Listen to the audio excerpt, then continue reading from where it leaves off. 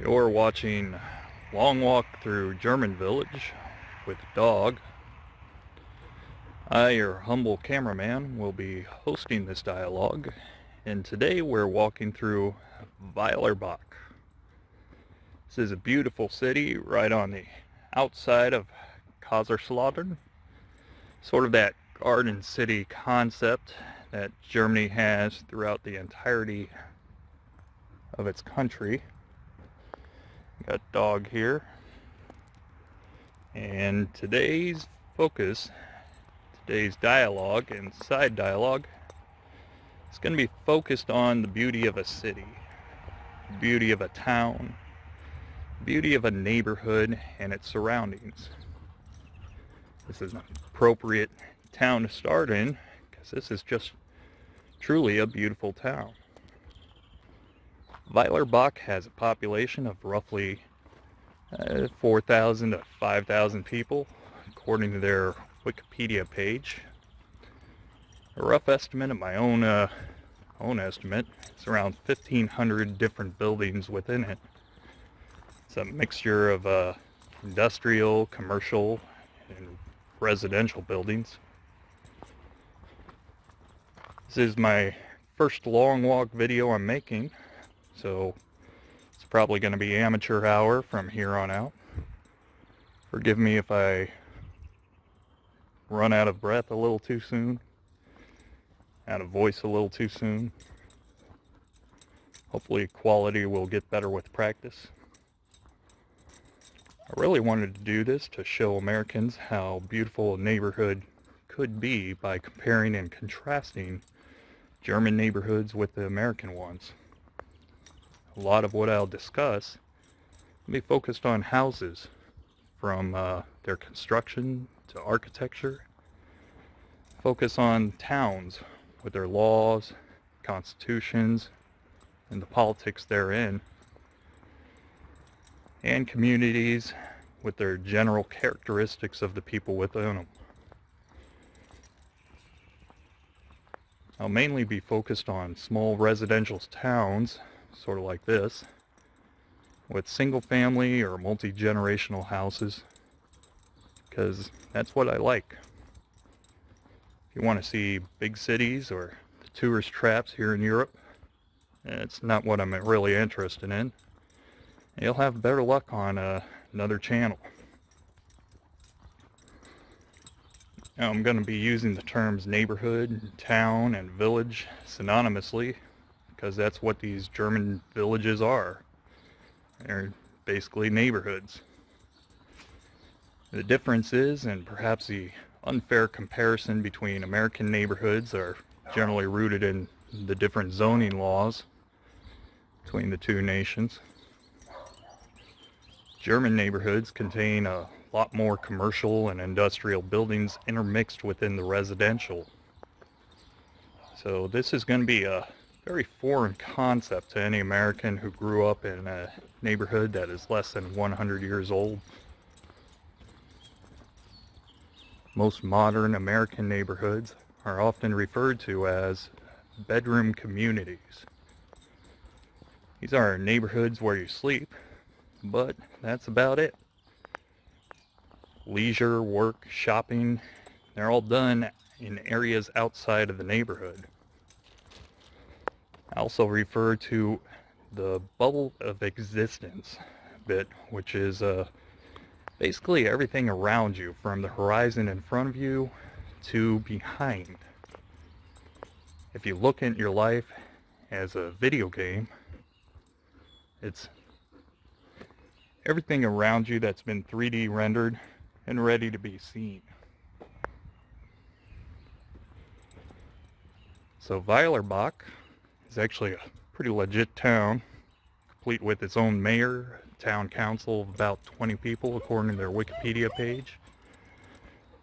Not really sure how they're elected. I'd be interested to find out. You'll find I don't really have any deep political insights in how these places are ran. I'm not a real estate agent or anything. Definitely not into construction. I wish I would be, but let's check out this little offshoot here. I like how this driveway goes, and And just nestled in the back here is a house right behind this little neighborhood. Not sure where the private property and the public begins, and they got a camera on that mailbox, so I better not hang out for too long. Back on the road here.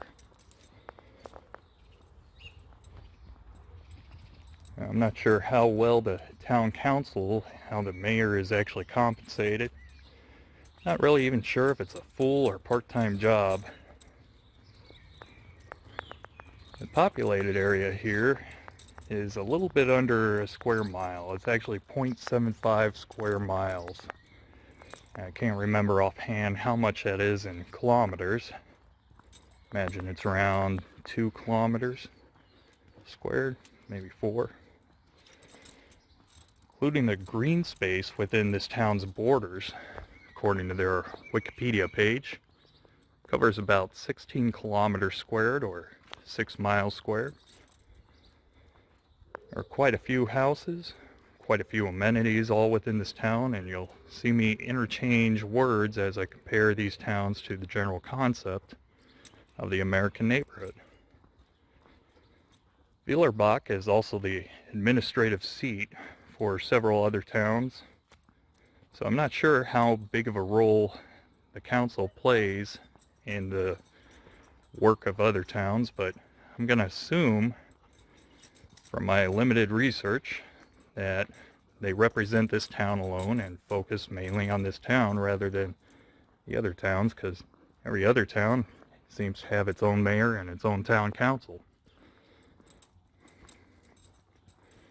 As far as I can tell, there's no homeowners associations here, which really makes a huge difference in the way these houses are designed and how the neighborhoods are laid out. These videos will include a lot of me talking, but you're welcome to turn the sound off. Just look around the neighborhood if that's what you're trying to check out.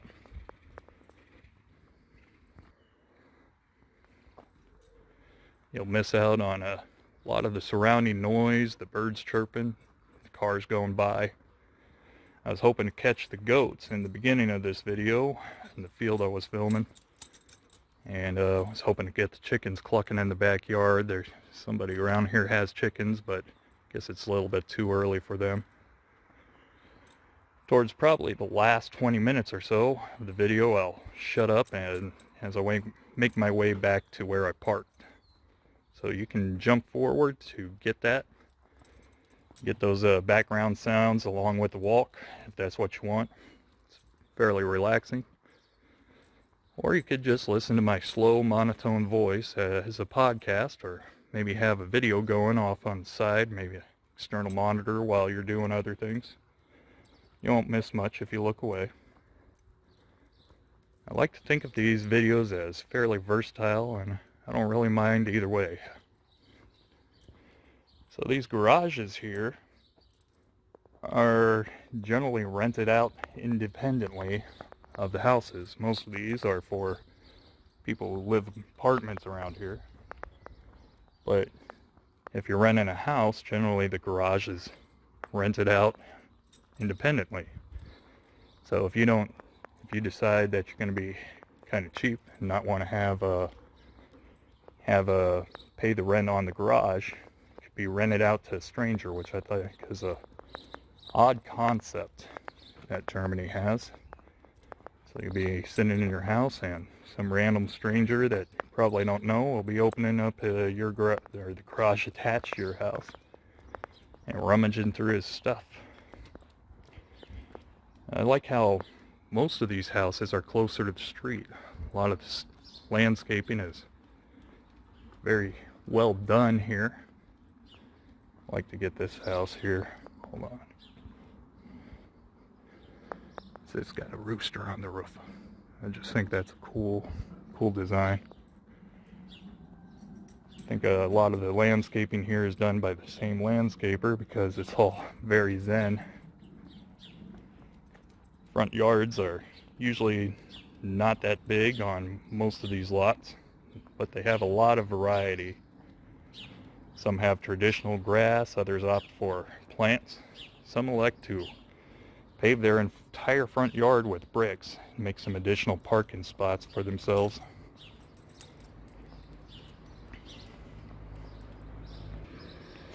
You also have murals painted just about everywhere.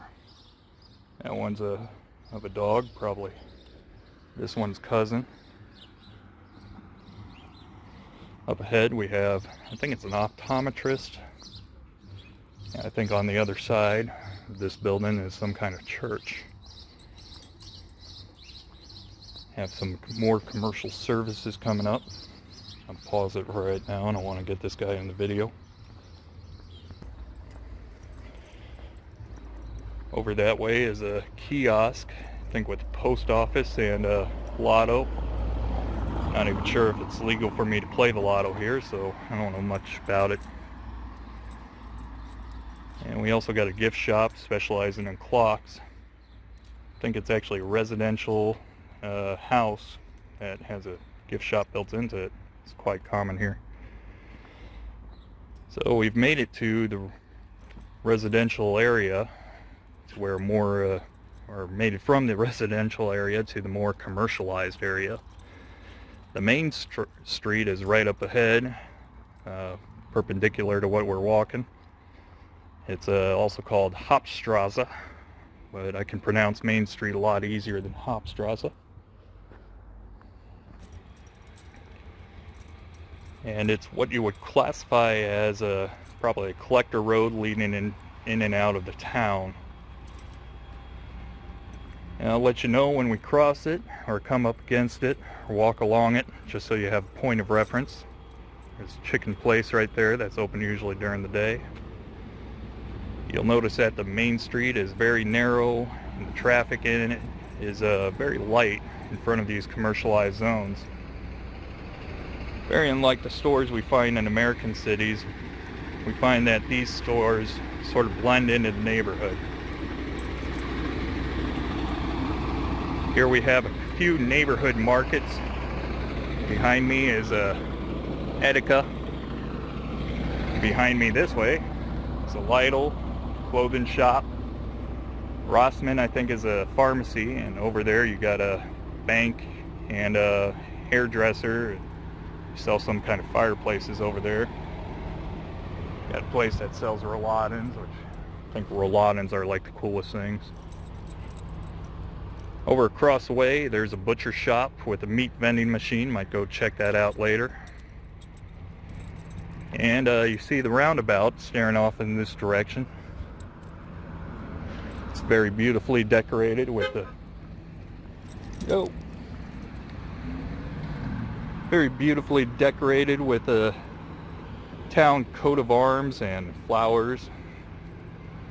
Somewhere hidden within those shopping areas are a few very large machine shops, but it's kind of hard to tell where they are from here. It looks kind of like a residential building. I'll point that out a little bit later. You also got an Aldi back there somewhere. You're probably familiar with the layout of an Aldi. These two other grocery stores are fairly similar to it. They provide most of the stuff you would buy on a day-to-day basis, your breads, your deli meats. Maybe not where you want to go to buy in bulk. They are somewhere in between a supermarket and a convenience store. So, welcome in to Weilerbach. Don't pee on that pup. Morning.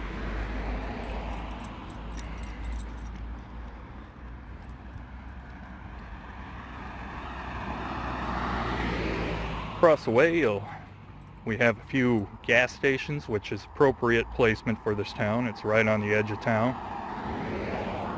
Right behind me, on the other side of that roundabout, is a highway. It sort of interconnects these towns to Kaiserslautern, which is kind of the root of this municipality, main city.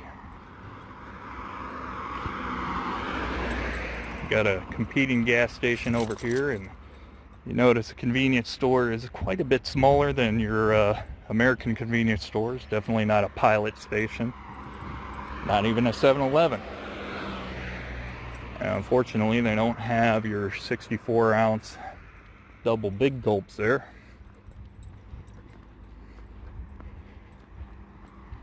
And here's down this way, you got a Sports Plots along with a couple of restaurants. I'll probably go close to there later on, but most towns here have Sports Plots, which has a soccer field and running track around it. Usually they got a pool around it, and there's a sign for that machine shop I was talking about. Get that on zoom one. In any case, most towns have a swimming pool, a public swimming pool that's usually pretty big, pretty nice.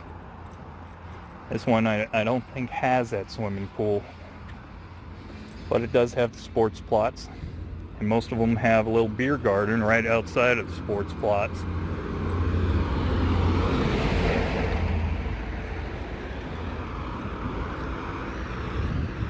Got the Esso station. 5 times zoom, 0.5.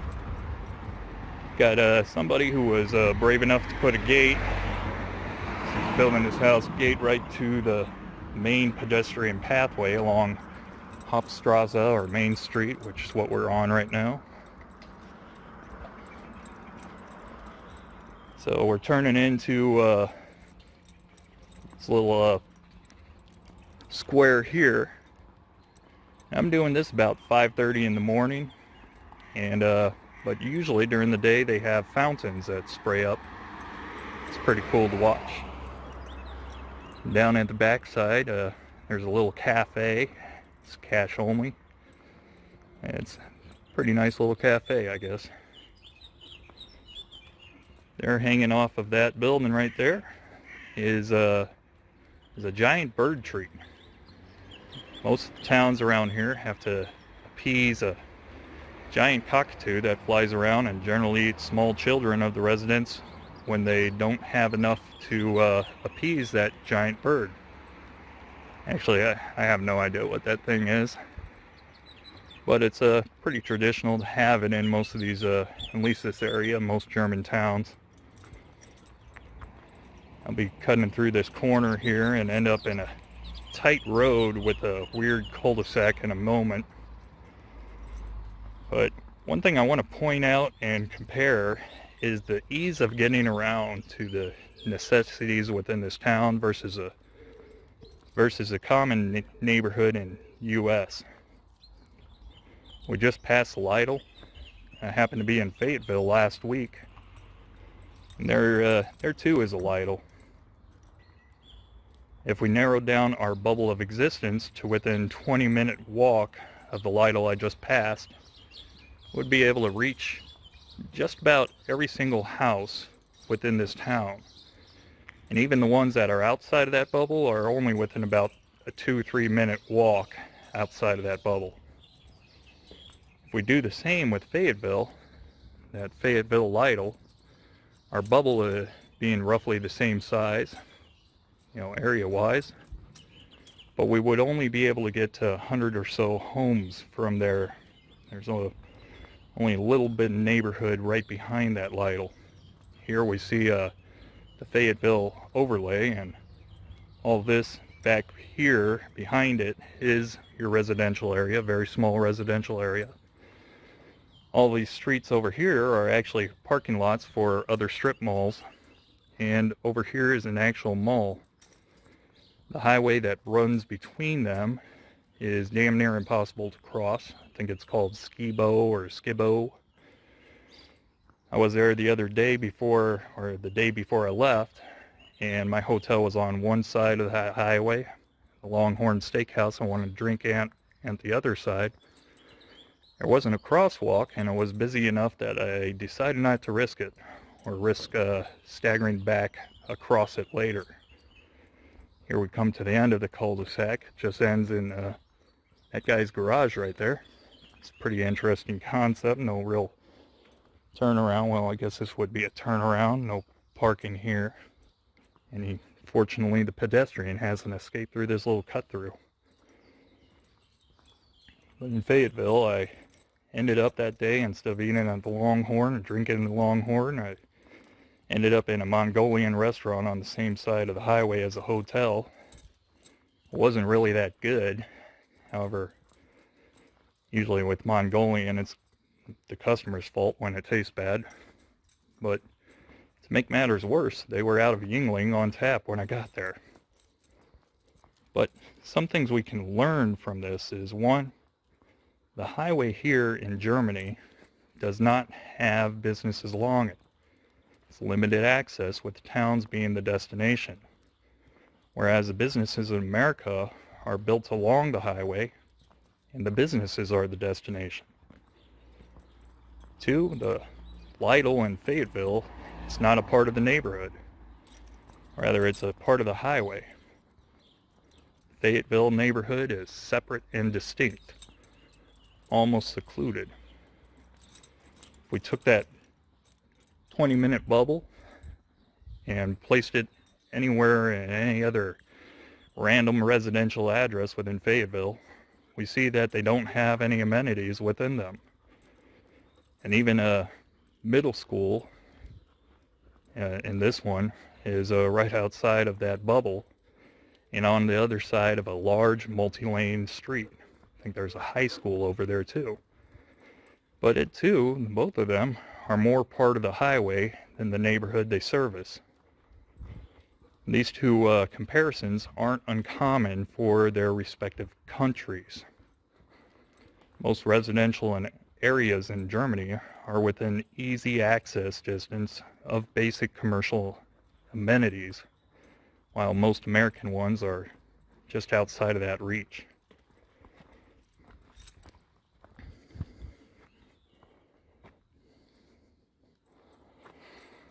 So here we have a big blue house, and I really like how it just dominates this corner, almost thumbing its nose into the concept of an American building code.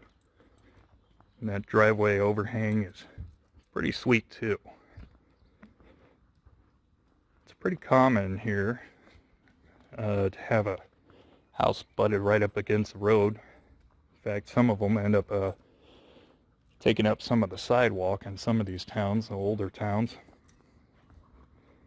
But these lots, the lots they have parsed out, generally about the same size as anything in an American city. Similar size here, I think, to some of the lots in Las Vegas and even Columbus, Georgia. Most of them give up their front yard in favor of a backyard, which makes a lot of sense to me. People generally use their backyards more than their front, and the front yard is just there to look pretty and mow every once in a while. There isn't much backyard here in this case, but you sort of get that concept. More backyard than front yard here. A lot of houses in other neighborhoods have a pretty long lot. Very narrow in front, very long in the back. A lot of backyard. Have a little garden, a couple chickens maybe. It's pretty nice.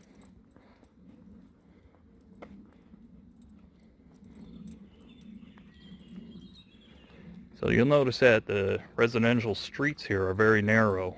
Maybe very nerve-wracking to drive down, but very safe for the pedestrian. I'm walking right in the middle of it. This isn't really a pedestrian area. I better get off the side and get smart here. Streets here are usually about 16 feet wide from that curb over to there, that curb or that gutter. For comparison, the house I used to own in Pooler, Georgia had a 26-foot wide street in front of it. It was a straightaway into the neighborhood, probably about a good, I'd say 3/8 of a mile into that neighborhood, longer than that, maybe a half mile. The house I grew up in Vegas was on a road that was about 36 feet wide. Here, these roads, very narrow. A lot of obstacles, like that car parked right there. And just going 25 miles per hour is pretty dangerous for the driver because of how tight these things are, all the obstacles, all the twists, all the turns here. I've got mixed feelings about these roads. I mean, growing up in Vegas, we played in the street without too many issues. There was enough width on those streets for a car to be parked on both sides of the road, or two cars be parked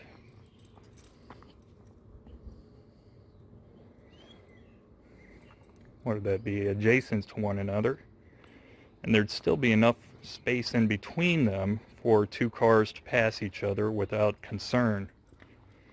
The Pooler residents had me a bit frustrated on occasion because it was just too narrow for this to be possible.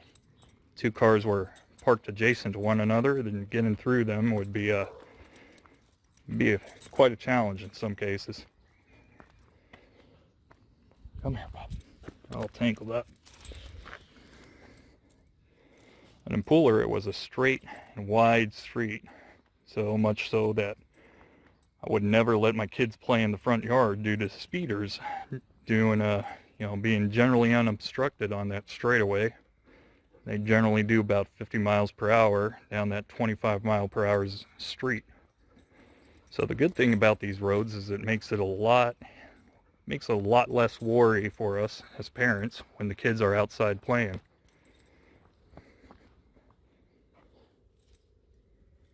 Pup's doing his thing. Alright, come on, Pup. Here we got another one of those cut-throughs that are pretty predominant throughout most German towns. Kind of wonder who pays for them. We also got a honed pooping bag. In American neighborhoods, these cut-throughs are generally done by the developer building the neighborhood. And it's generally not done because of the cost associated with it, and it's not in high demand to get to different sectors within a bedroom community. It's generally not something the buyer is looking for when they go out and buy a house, and not because they don't want it, they don't want these cut-throughs. It's more because they just don't think about it when they're buying. They're looking at the house itself, where it is in proximity to the schools and the type of neighborhood it is. Walking isn't one of their primary concerns until later.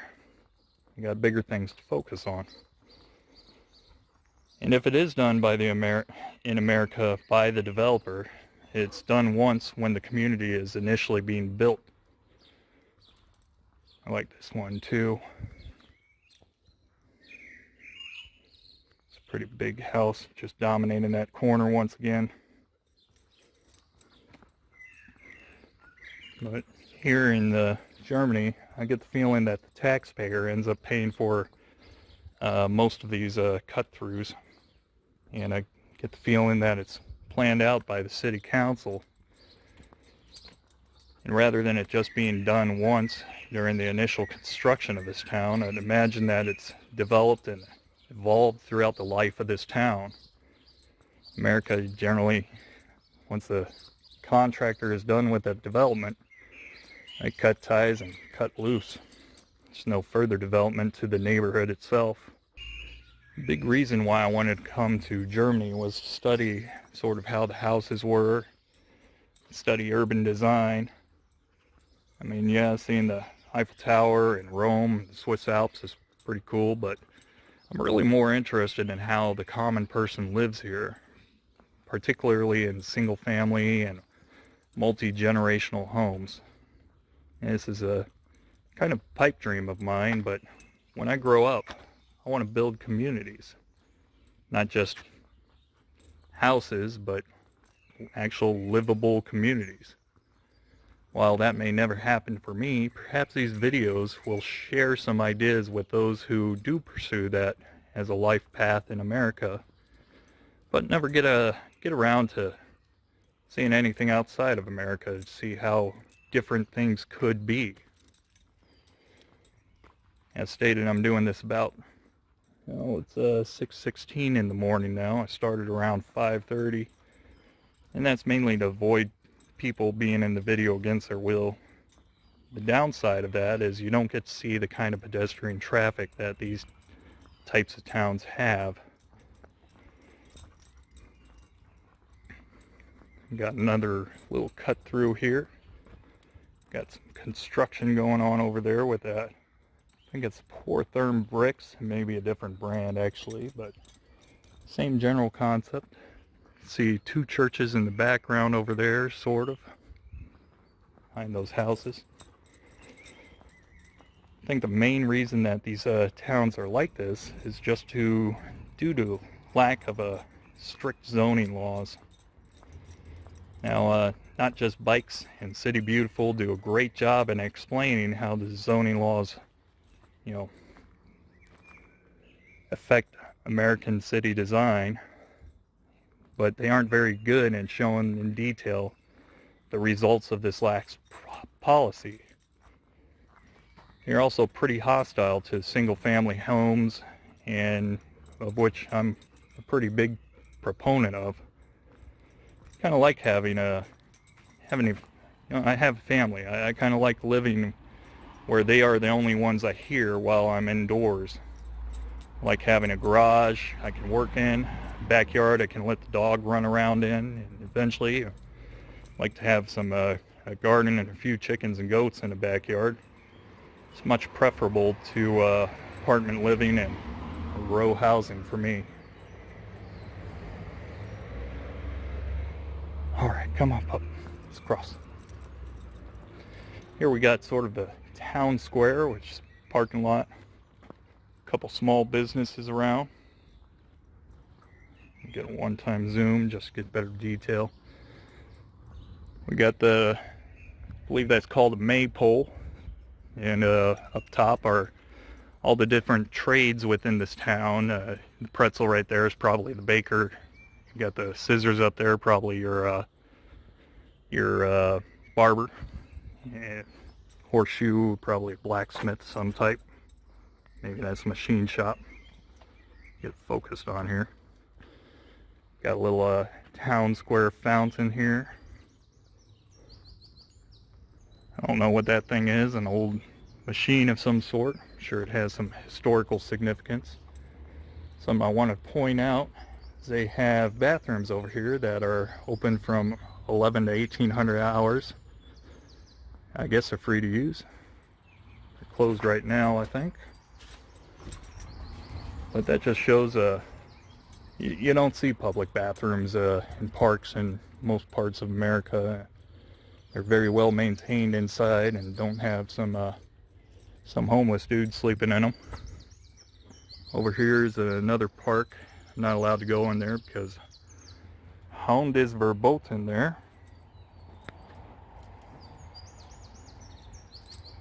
Probably with good reason. There's a creek right there.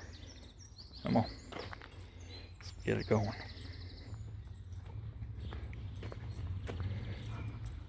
And a little while ago, there was actually a food truck out here, I think in this spot, had some pizzas and such. Right here is a cigarette vending machine. And it's kind of an amazing concept to me as an American. They still have these nasty little things to warn you, but it's pretty free access. Over here we got a restaurant. Not sure exactly what type. A little outdoor seating for the restaurant. Your hair design studio by Susan.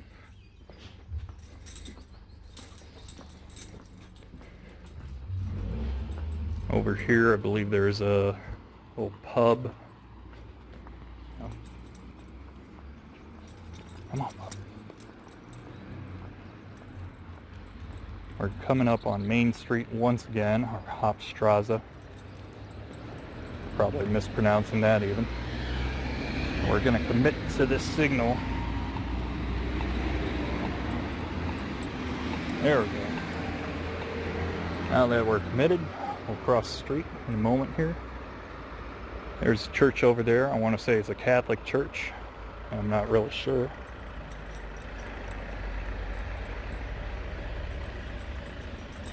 Here we got Thai massage.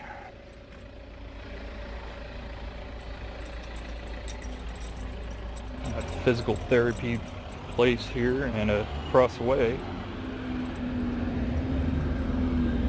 it's a little bakery. This is a chain bakery, so I'm not even sure if they actually make the breads and everything they service within the shop. I seen a truck parked right here on the side of the road unloading, and it was one big semi trucks unloading a couple of bakery carts into the shop here. So yeah, I'm not a big fan of that chain bakery, but it's still nice to have a bakery within your town.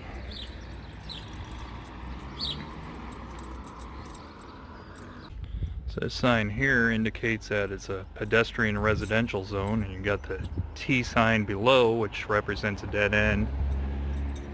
These are pretty common here. It generally means that there isn't a sidewalk. Here's an exception. They have a sidewalk here, but it's kind of expected in residential or pedestrian zones that the cars share the road with pedestrians and yield to them.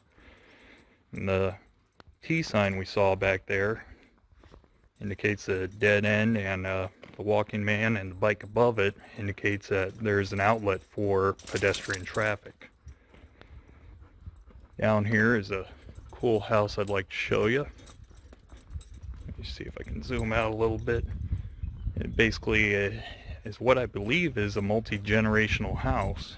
It has two main entrances, and one on the bottom floor, it looks like going in sort of half basement, and one on the middle floor.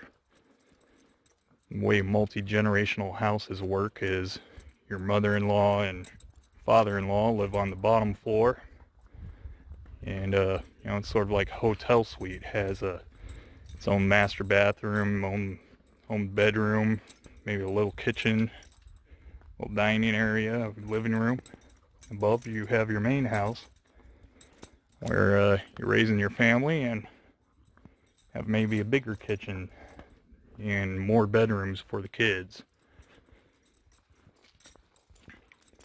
So over here we got a Kinderspielplatz, which is just a little playground. Take a look at it real quick here. Come on, puppy, come on.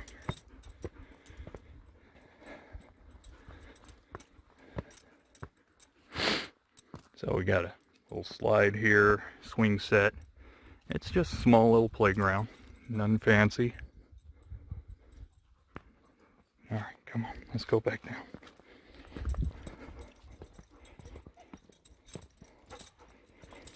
Come on, Pop, come on, get down from there, hurt yourself.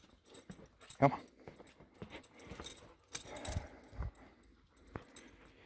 So Fort Benning had nice on-post housing. This is Fort Benning, Georgia, and that was a little bit after they tore down all the old townhouses and rebuilt them with houses that were very much more livable.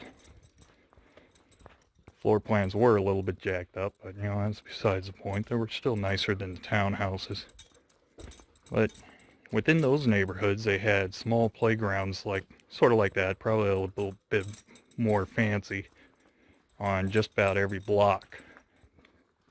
We had a house right across the street from one of the larger parks, so I could kick out my kids, see them playing from my garage. It's nice because they could play with the other kids, and socialize with them, and we didn't have to furnish our backyard with a swing set.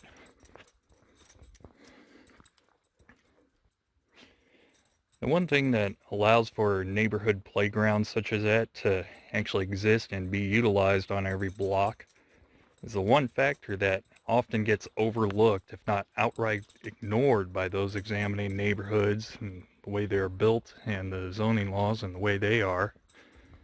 And it's a pretty huge factor to overlook, and that is the trust level in a society. Fort Benning is just a large gated community with armed guards verifying the identity of those coming in and the need for them to enter and be on that post. Our neighborhood was made up of people who shared a culture. It was all military. They were part of the military culture.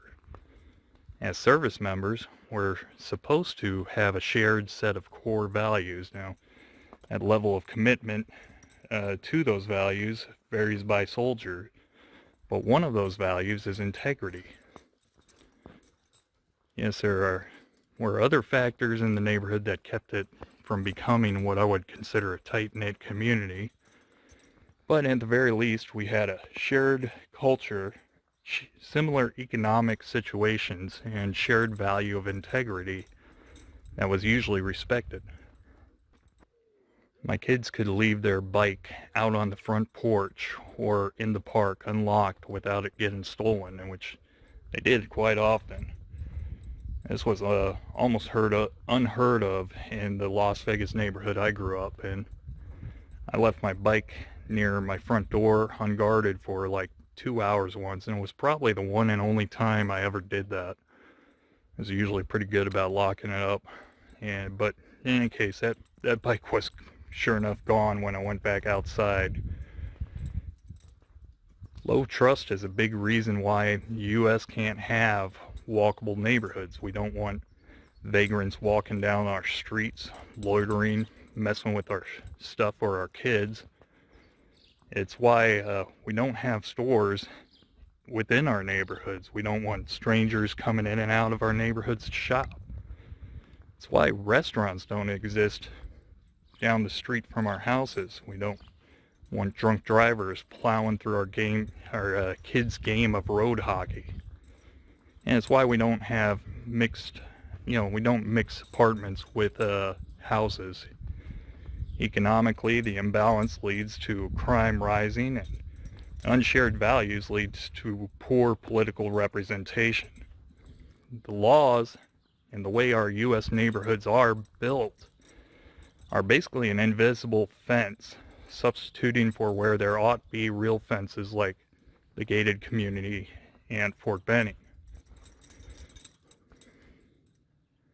Shared cultures and values within a community within these fences generally leads to a tighter community where its members are more apt to invest in the betterment of their surroundings. So this is one thing I wanted to show you all right here on the edge of town. Right now we've just sort of exited a fairly dense residential town, and within just a few steps we're out into pure, uninterrupted, well-maintained farmland and green space. There isn't a couple trailers or not a few vacant lots or sporadic housing along the roadside, just pure, beautiful countryside. To make it even better, these paid farm roads double as walking trails that usually connect to the next town over. In this case, there's a town down that way about 2 kilometers away. But this is a long walk through German village, not long walk through German countryside, so I'll head back to the village here. So my guess is that it's German law that has people consolidated in these towns and allows for the green space to grow undefiled. I've seen street views from Google Maps in Poland, and I have been to other countries where the space in between the towns, the roads and everything, are a bit more populated. It's a bit more like what you'd see in back roads of South Carolina or Georgia. Now, I have mixed feelings about this. Oh, pup, what are you doing? Come here. On one hand, it seems that Germany may be very much more restrictive in what they allow their residents to do with their land. On the other hand, it consolidates population and allows communities like this to exist, and allows the green space in between to exist. It's not fenced off. It's not behind a row of trees, hidden from view. You can actually walk onto it and not have some crazy farmer chasing you down with a shotgun, which is nice.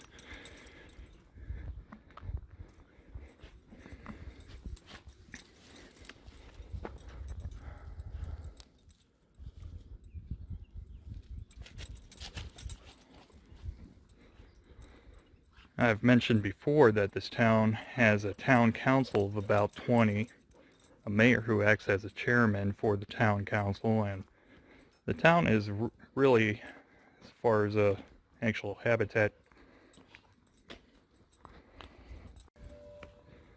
I've mentioned before that this town has a council of 20, mayor who acts as a chairman for the town council, and the town is really, as far as actual habitat goes, is all within 1 square mile.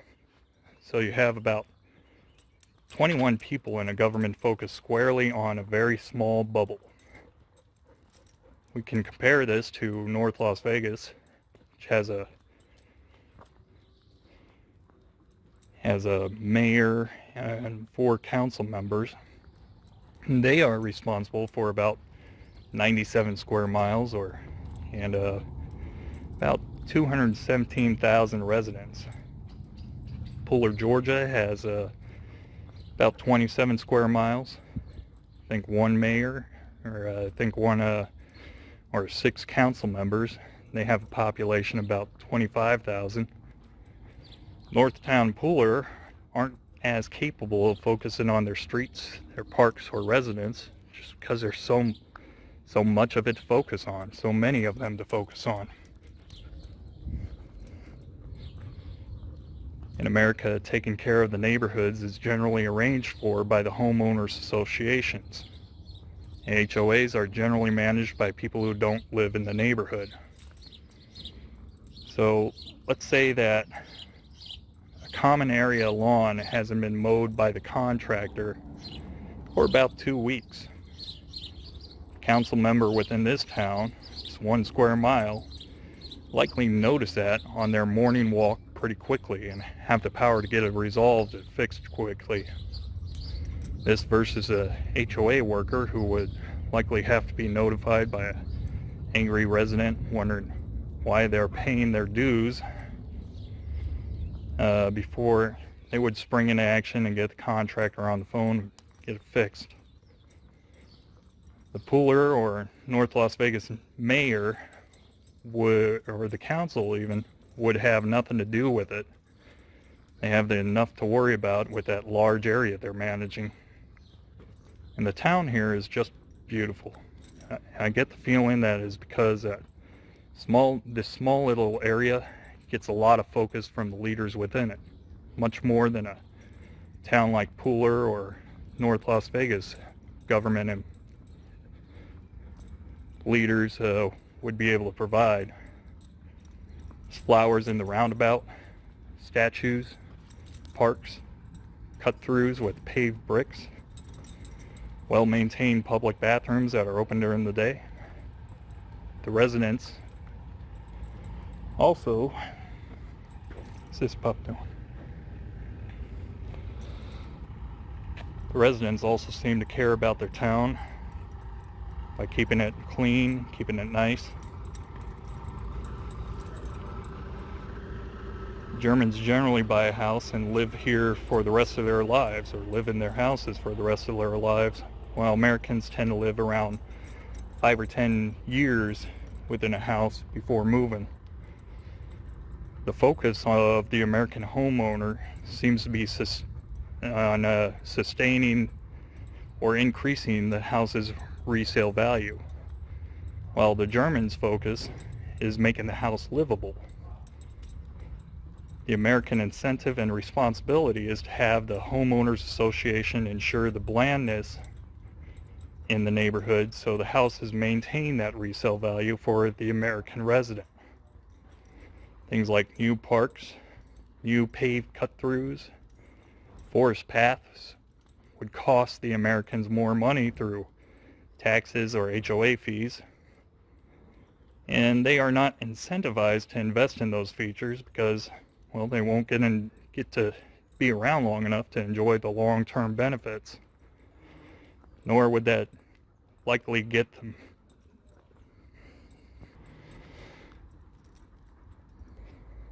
Nor would they likely be able to get the money they paid out. Nor would they likely be able to get the money they paid out in the equity of their home after the sale. On the other hand, the German incentive is to make the town livable and their home enjoyable. So we see a lot of things we simply wouldn't see done in an HOA governed neighborhood. Here we got the roundabout going outside of town. Oh, come here, pup. Get out of the road. What are you doing, crazy? Yeah, I can't really get a good shot on it, but we're going over this way anyway. Again, very beautifully decorated with that town coat of arms. We'll come up this way, right across from it, in this little park. So here, you see a lot of things you won't see in American houses, landscaping-wise. They have non-standardized fencing in the front yard, sometimes odd decorations. A lot of different varieties of landscaping. Come on, pup, come on.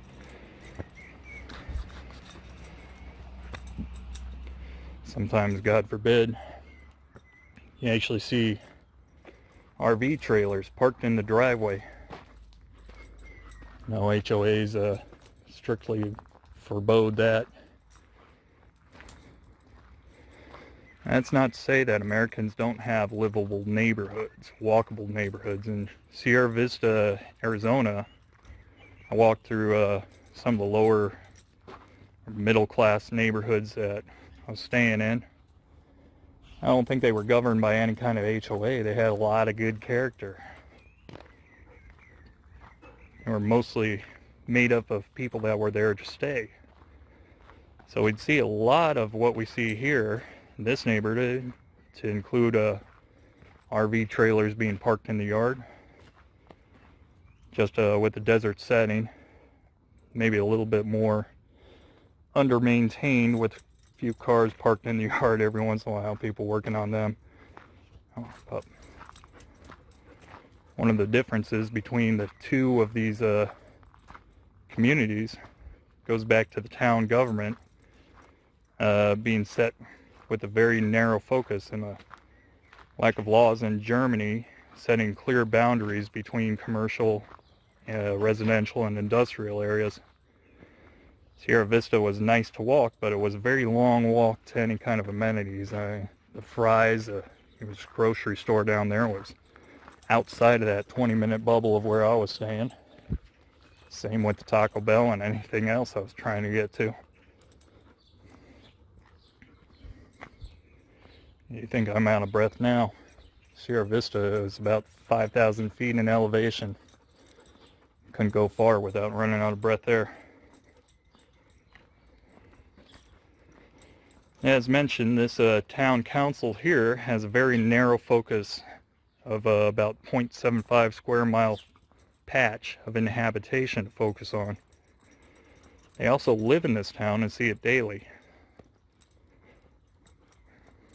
Let's see if, let's say that some of the residents in this town wanted to turn a vacant lot into a small neighborhood playground. Maybe a seesaw, swing set, possibly a zip line. A playground in a city the size of North Las Vegas isn't going to be built or funded by the government concerned with 97 square miles and a 250K population to worry about. Really, because that small neighborhood playground is only going to make about 30 people happy. But again, I'm not sure how elections work around here, but let's assume that a council member won his seat within this town with about 200 votes. He'll be much more apt to focus on such things as a small playground that only makes about 30 or so people happy, because that's a sizable chunk of the possible people who vote for him. Small projects like this would be less susceptible being abused by the council members involved, as the constituents are more capable of focusing on them, and that smaller tax base makes it much easier to track than one in a larger population. A couple of years ago, there was a story about a staircase that was only a half flight of stairs in a park in Canada cost about $65,000, or at least that was the estimate for this thing to be built. So I kind of doubt that kind of staircase would be built here. They just don't have the money to just throw in a contractor trying to fleece the city. But it might get built in Canada. You can see there's plenty of staircases here to go around.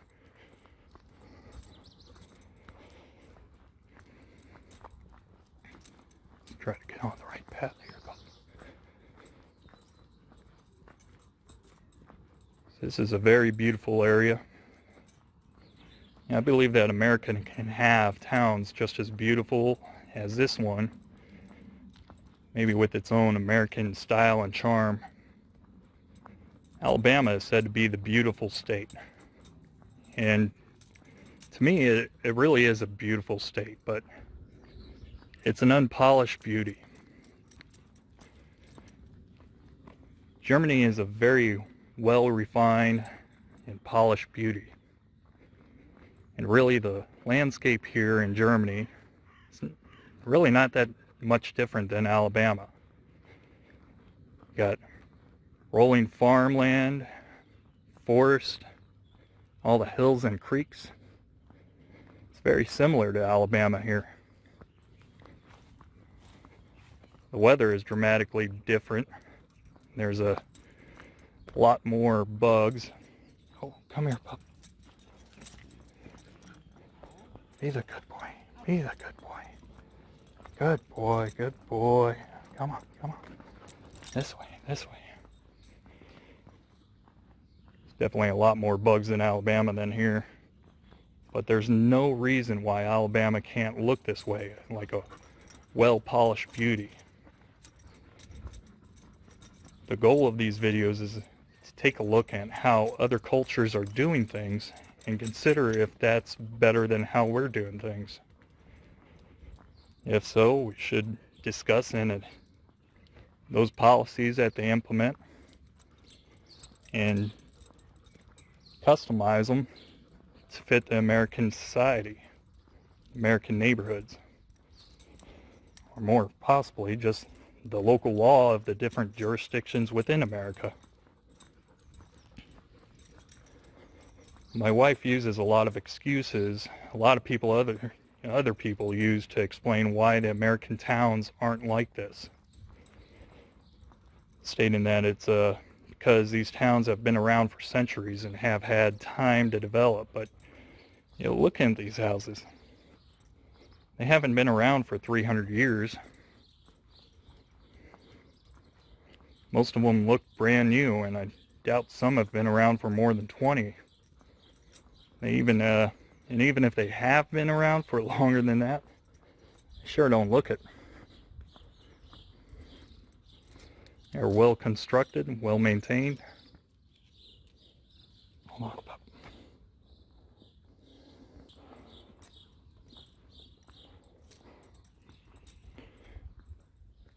I used to live in Fort Mitchell, Alabama, and had generally the same kind of paint design as that house right there.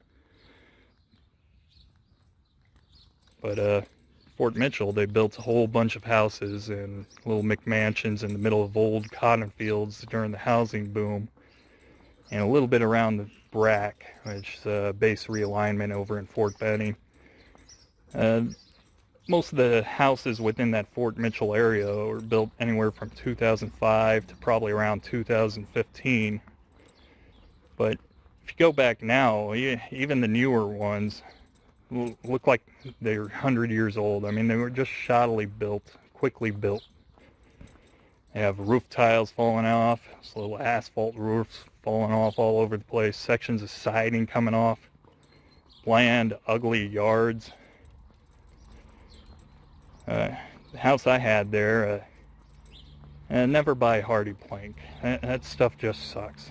It's definitely not as sturdy as this stuff, but I had algae growing up the side of the wall on the shaded side of the house, and it was damn near impossible to get off. And when those planks break and need to get replaced, you basically need to repaint the whole house to do it right, because it's nearly impossible to match the color faded yellow that I had on mine. But things right here, they look like they're ready to be passed off to the next generation. It wouldn't take much maintenance to do so either. I remember my first curse word too.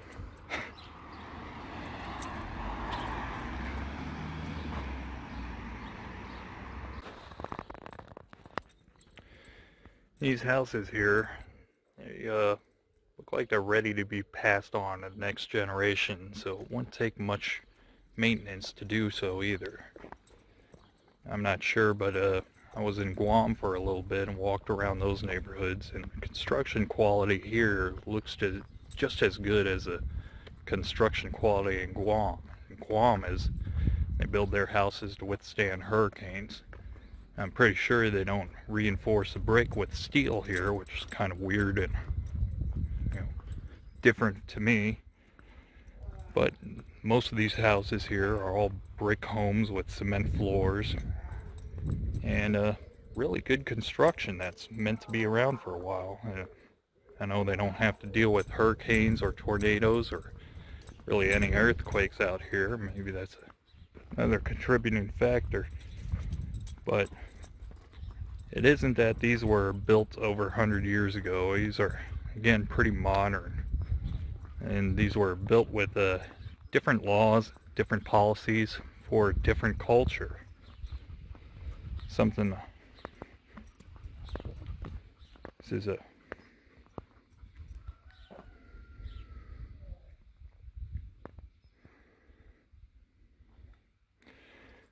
but if we took the same characteristics here in Germany, same codes and same laws and governing principles, took it back to America and gave it to a contractor or a developer told them to build out a neighborhood according to these parameters, probably a little bit more substantial initial investment, I'm pretty sure that you'd see the same type of villages would develop,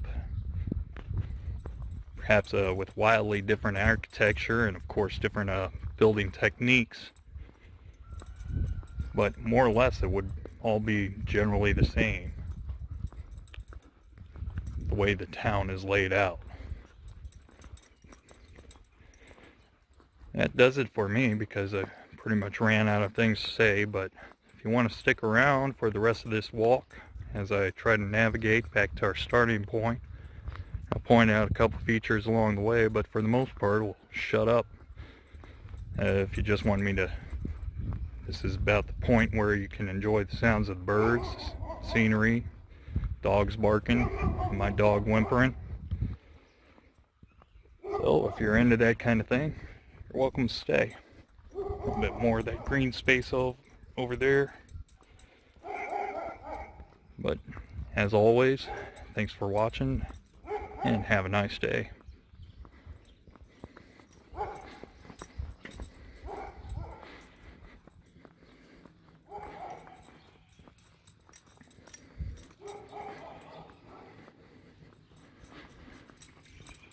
Got one of those murals up there. It's pretty cool.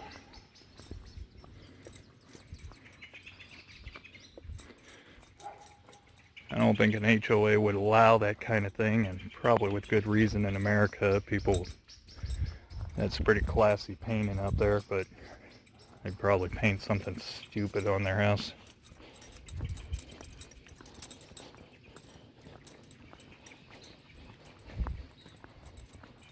Oh, come on, Pup. Come on, this way. Pause.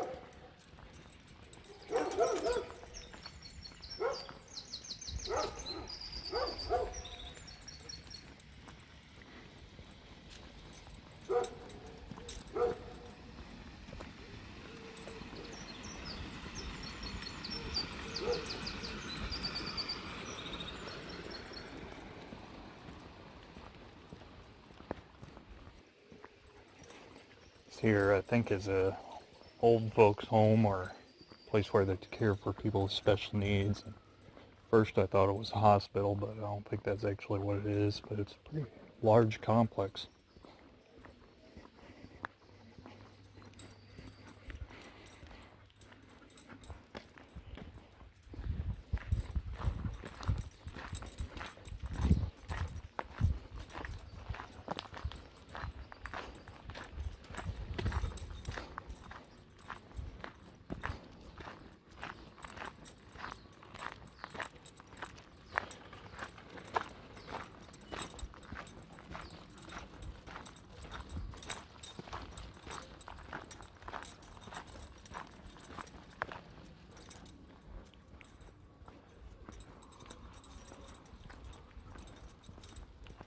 Come on, Bob. Hurry, hurry.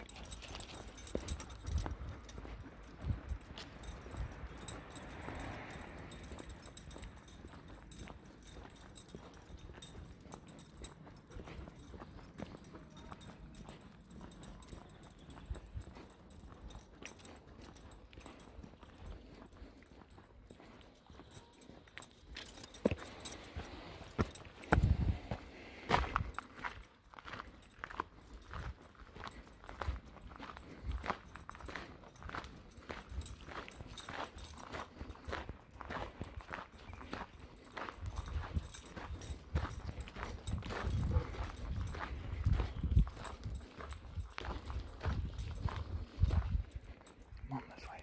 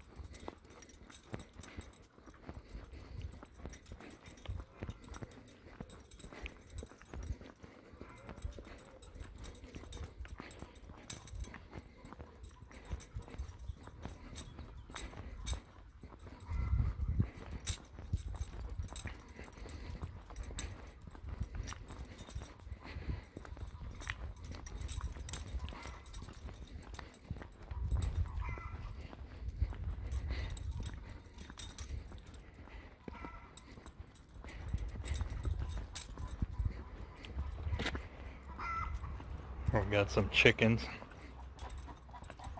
right here in the middle of town. I just think it's interesting they have livestock integrated into these towns. Something you don't see too often in America anymore.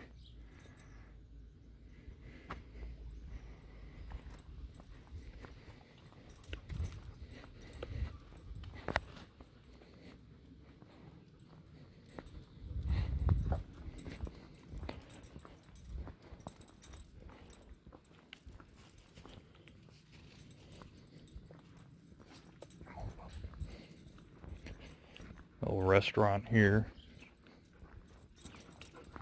and it's like another clothing shop.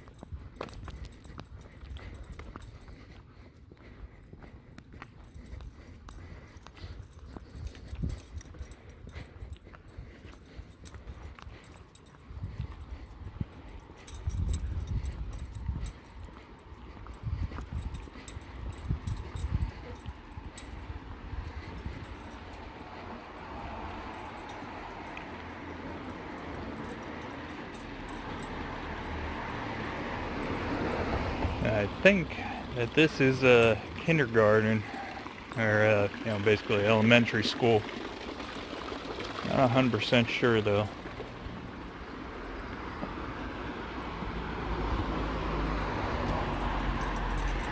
It has something to do with education though.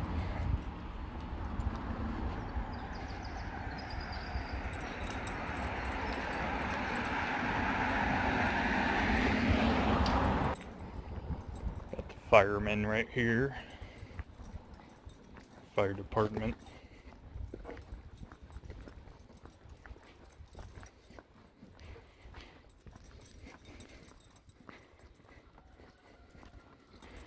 Pretty big fire department, but I guess that works out for a town of about 4,000.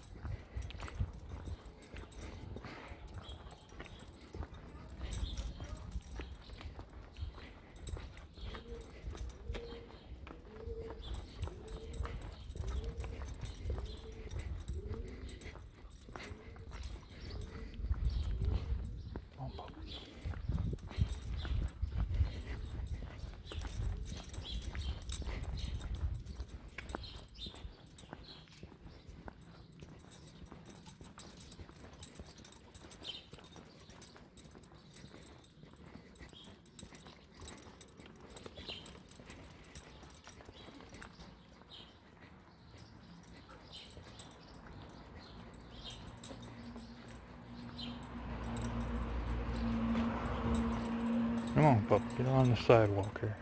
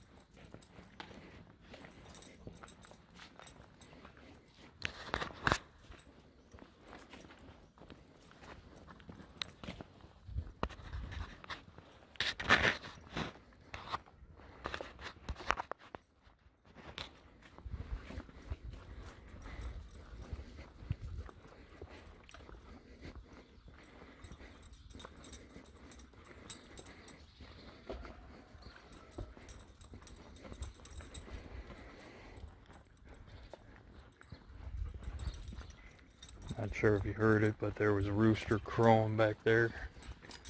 Another pretty interesting thing nobody seems to complain about too much.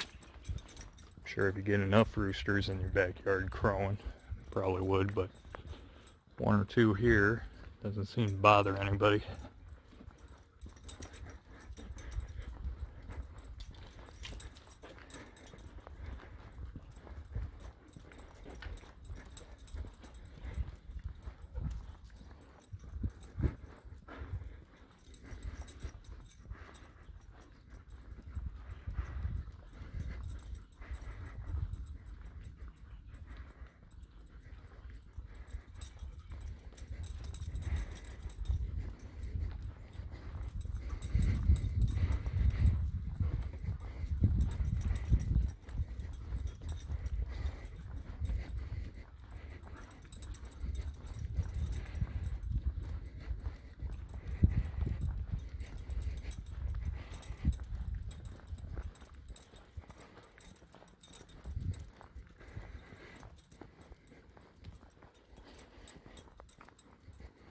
Across the way is a graveyard.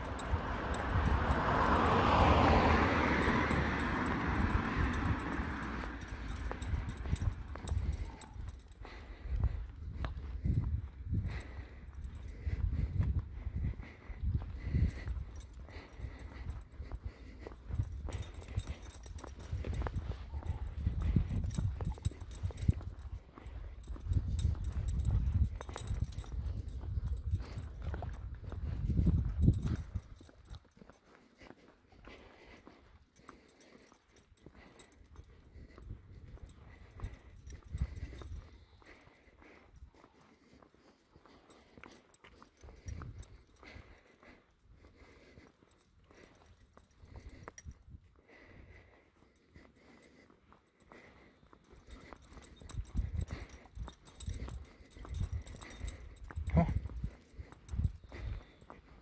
Come on, puppy, come on.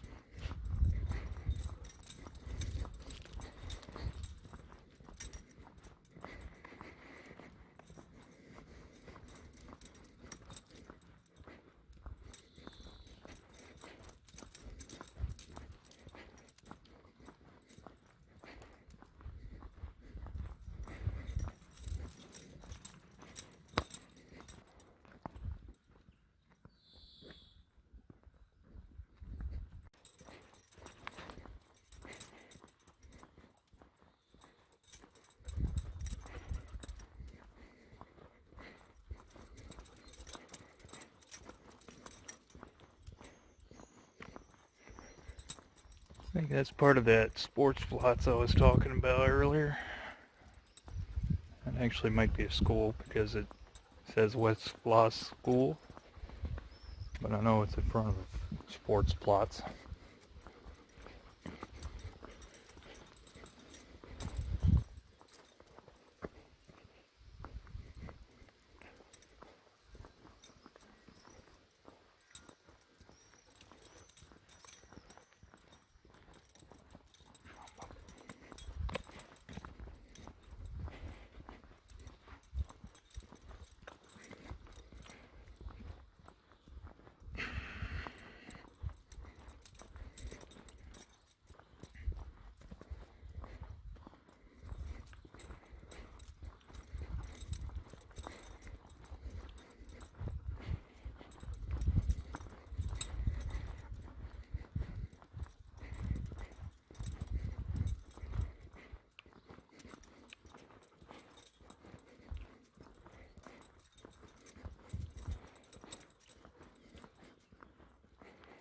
I like the way this guy decorates his house. Very Texas Roadhouse-ish.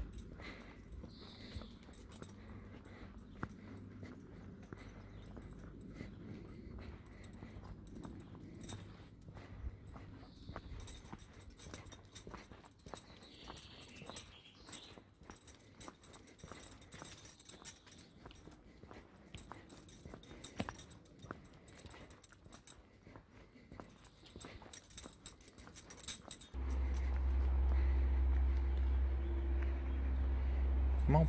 Come on.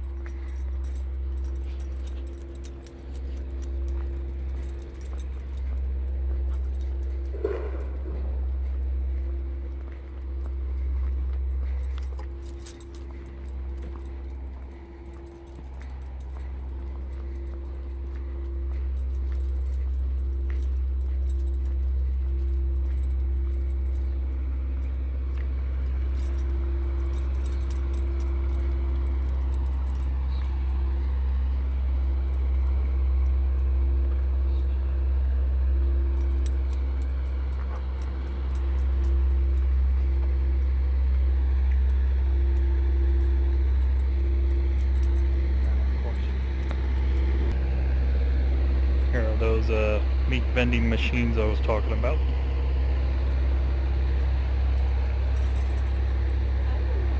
Hello. It's a pretty cool concept.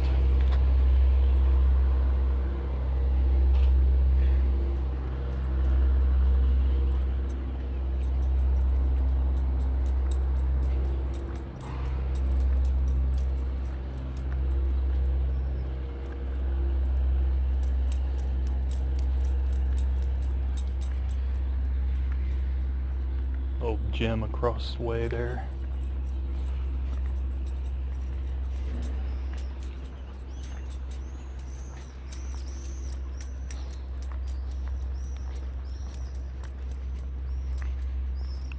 It's like a 6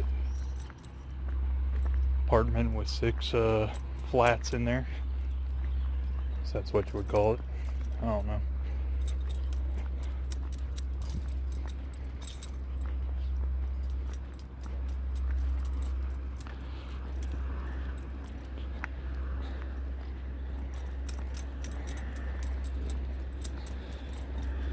And here is the machine shop.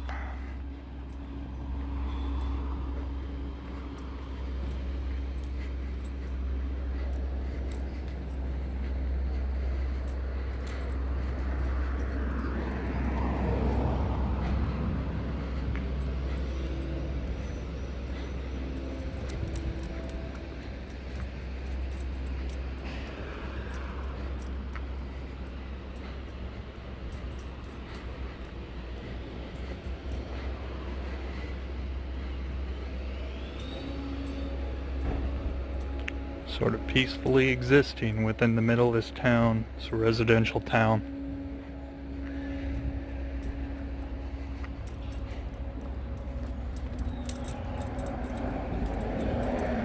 I assume that's what they make right there. Come on, pup. Probably not across here. Big chance of getting ran over. Come on, pup. Come on.